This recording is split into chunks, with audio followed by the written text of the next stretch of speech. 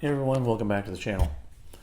Today I'm going to go over an aspect I kind of touched base on in one of my previous videos, but something that I think is again important, particularly to the new shooter. Now, if you've been shooting field target for a while and you're knocking down 80%, 85% of your targets, this video is probably not going to be for you. It's not going to help you much, if anything at all. This is really targeted toward, no pun intended, targeted toward a newer shooter. What to do, there's so much information out there. It's so easy to get confused, lost, buy things you don't need, not be able to do it right, get frustrated, and leave the sport. If you can't knock the targets down, it's just not any fun. And something that I've learned along the way is being able to hit the targets. You first must have to be able to range the targets. Now, ranging is a big part of hunter field target. It is in some of the other aspects, but today I'm going to talk strictly about hunter field target and ranging your targets. Okay. Excuse me.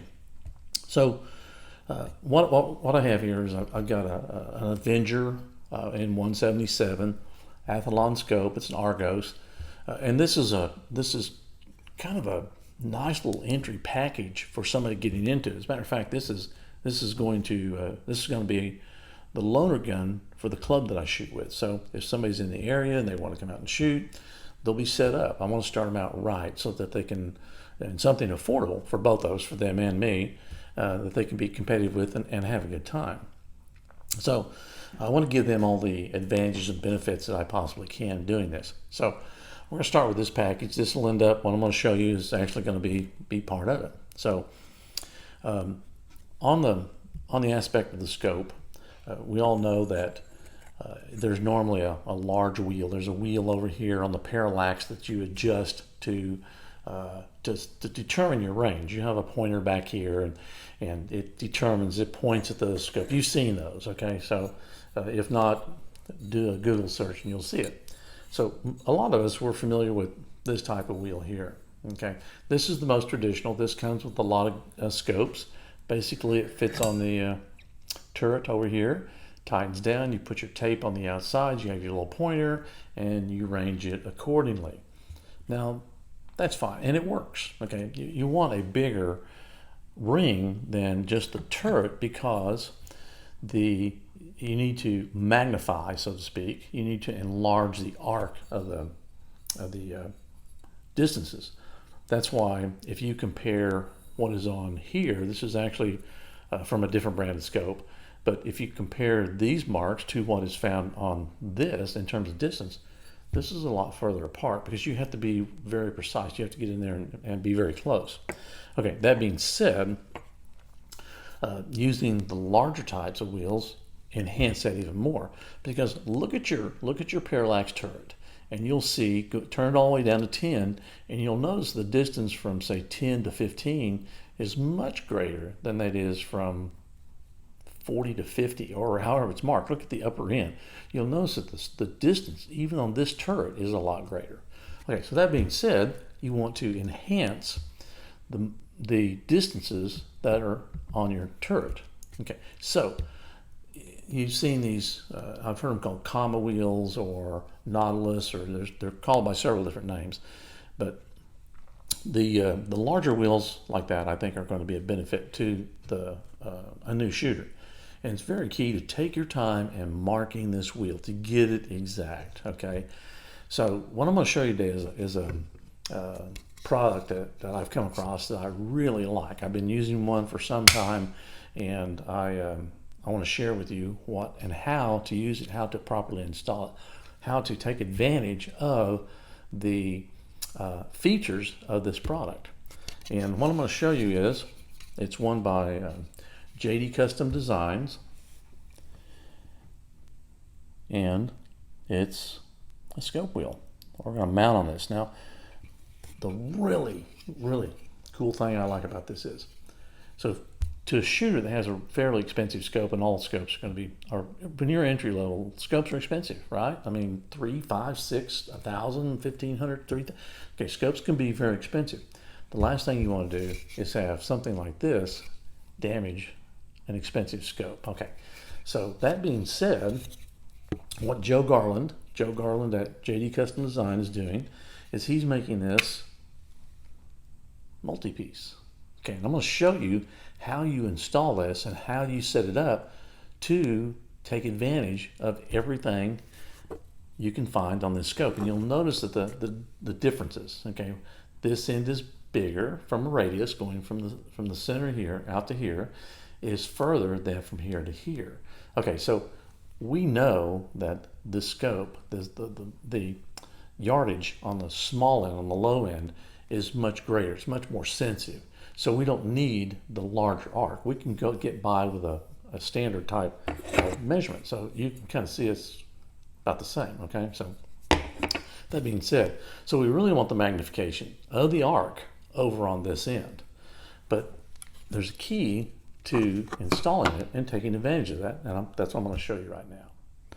Okay, as I was saying before, you can see down here that the 10 to the 15 to the 20 and the 25 and so on and so forth, as you go larger in distance, the incremental amounts become close together on the parallax turret, and we want to enlarge that or magnify that for finite, getting that distance, that critical distance of 2 to 5 yards in terms of being able to range your targets and do so accurately. And the other thing too is when you're doing this, when you're getting everything set up on the gun, on the scope, do everything like leveling it, get all that work done. Your eye relief, make sure all that is done first. That's the first thing you want to do. This is going to be some of the last scope work that you're going to have to do. So this is step number 1. Level the scope, make sure everything's exact, get your eye relief like you want it, and then you're going to start the work on attaching your scope wheel.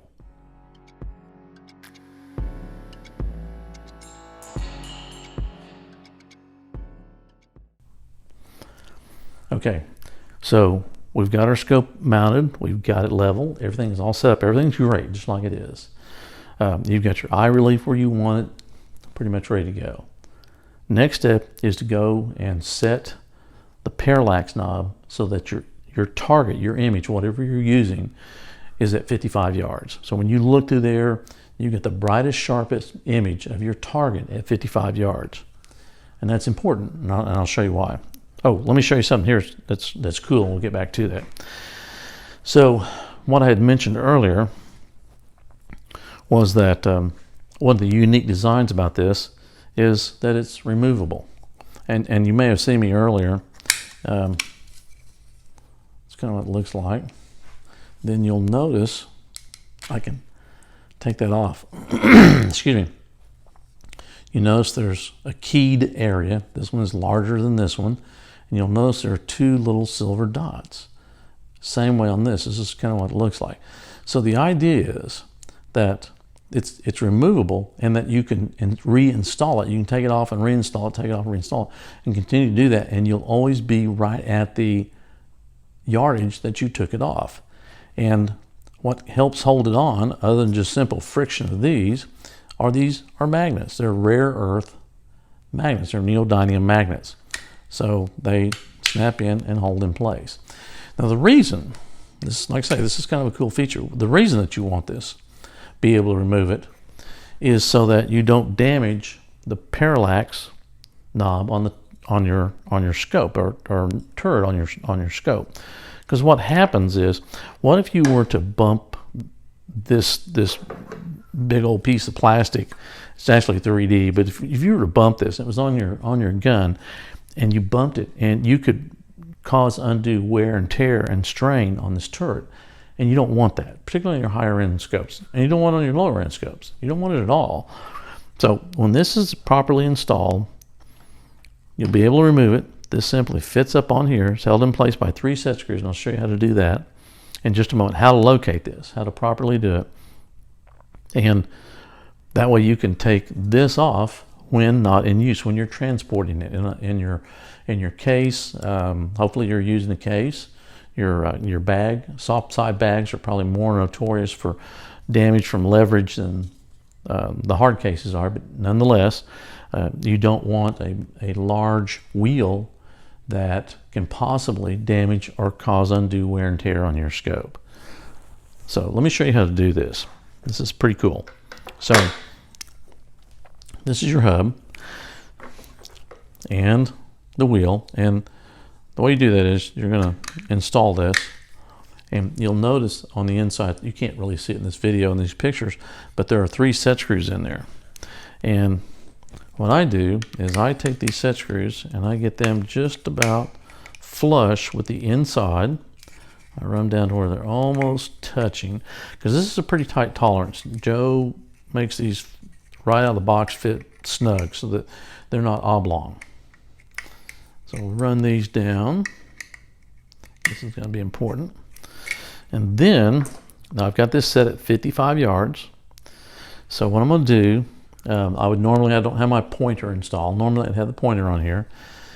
We're going to come down from the top edge here. We're going to come down about 1 inch, somewhere right in here. And the reason being is that gives you a little bit of room if you need to remark it for some scopes are prone to being affected by the temperature outside and causes the expansion and will cause the ranging to be off. So this gives you a little bit of fudge room. You don't want 55 yards to be up here. You want it to be down here somewhere, and you want to be able to maximize this. Okay, so that being said, normally you would have your pointer down here. Then this goes up on here like so. And like I say, it's about 1 inch. I'm good right there. So we're going to put this on here like so. Now, something that's important, I want to show you what it should look like from this side. So I had it at 55 yards. I slipped this on there, snug down the 3 set screws on the parallax turret. Now, as I rotate this, you want to make sure this doesn't move side to side. You'll have to mess with it just a little bit to get it just right, but you want to try and make this just as perpendicular to the scope and rotation as possible. Okay, so again, it's kind of hard to tell. Everything's black right here, but of course this will have the tape on it. And as you rotate, and if this is at 55 yards, this should be right at 55 yards, just right about where my thumb is, just above my thumb. As I rotate this, I'm coming around, and 10 yards, just let it fall wherever it may. So 10 yards is going to be right about here on the scope. So you can see that this scope has about this much rotation in terms of 10 to 55. So you really don't have to use this lower end, but you want to be able to magnify that distance as much as you possibly can. So now you've got your set screws snug, you've got it set at 55, and you know where 10 is. So now you can go out and start marking your range, your ranges on your wheel when you put your tape on it. Now what I do is I put the tape on here, and I'll take a pencil mark and I'll mark it at 10, 11, 12, and I go out there and check for focus on each yardage. I know where each yardage is on the range, and so I mark each and every yard all the way up to my 0, where the gun starts shooting 0. Typically that's 20 to 30 yards is where your 0 range is going to be, and I may leave that as a gap, and I can show you that here in a second. I'll show you what my other one looks like so you'll have an idea. But now you're set, you're ready to go out and range and set everything up, and then try not to pull this off there, and then this can just simply come off like that. This is attached to the scope. This comes off, this goes in your bag or in your case or wherever for safekeeping. This doesn't get damaged, this doesn't get damaged, and you're good to go. Guys, I hope this helps you out. I hope the beginners learn something from this in terms of mounting. The wheel to use, I think, is made by JD Custom Designs. I'll put that following this video. You'll see it at the end of the video, and contact information. But yeah, give JD a call. He can make you other wheels other than this. This is just kind of his standard offering, and I'm good with that. It works, and I'm happy with it. But he can make it in a number of colors. You got a color, or if you have a logo, a design where that says JD, he can put that in there. There's a small charge for that, but it can be done. And I think that you're going to experience better shooting, more accurate shooting at your next field target match. So guys, until the next video, stay safe, shoot straight. Talk to you then. Oh yeah, I almost forgot. This is what I was saying about that other wheel. You can see I go out and I mark it as such.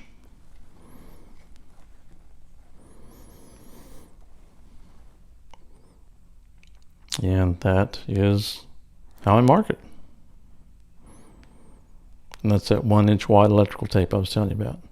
And then if you do this, kind of tell, but you want to seal this tape because this ink will rub off. So this is clear packing tape that I put on the outside. I think that's really important. So that's how I do it, guys. Good luck.